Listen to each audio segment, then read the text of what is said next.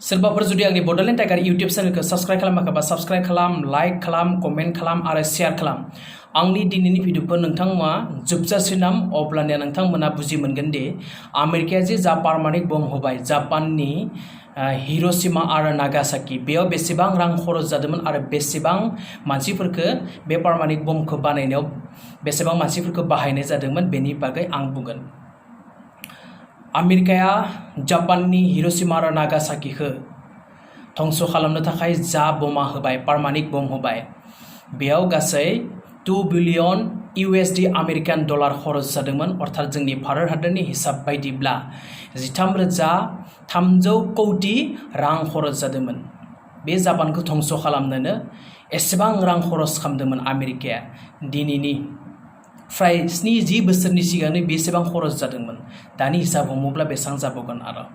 आरो बे पारमानेन्ट बमखौ बानायनो थाखाय आमेरिकाया 1,30,000 मानसिफोरखौ बाहायनाय जादोंमोन, खामानि मावहोनाय जादोंमोन, सान हर मावदोंमोन बे पारमानेन्ट बमखौ बानायनो थाखाय। आरो बे जा प्रजेक्ट बम होनायनि जा प्रजेक्ट, बे प्रजेक्टनि मुंखौ आमेरिकाया मुं दोन्दोंमोन दि मेनहाटान प्रजेक्ट।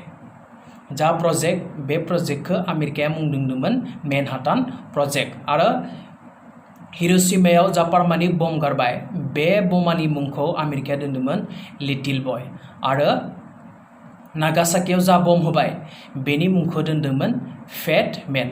आरो जा 17 जन बैग्यानिक, बे बैग्यानिकफोरनो बमा होनायनि सिगां आरो बमा होनायनि उनावबो नबेल बान्था होनाय जादोंमोन।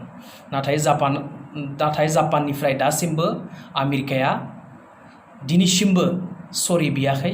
गावसोरदि गोरोन्थि मावबाय, एसेबां मानसिफोरखौ जि बुथारबाय। हिर'शिमायावनो स्पट डेथ जादोंमोन 90,000, एकदम स्पट डेथ, आरो बिनि उनाव गोबां थैबावदोंमोन। आरो नागासाकीयाव स्पट डेथ जादोंमोन 40,000, बिनि उनावबो गोबां मानसिफोर थैबावदोंमन। आरो बेनि गोलाव हिस्ट'रिखौ आङो उननि भिडिअआव बुंगोन। सोरबाफोर जुदि आंनि बड'लेण्ड टाइगार इउटुब चेनेलखौ साबस्क्राइब खालाम, लाइक खालाम, शेयार खालाम आरो कमेन्ट खालाम।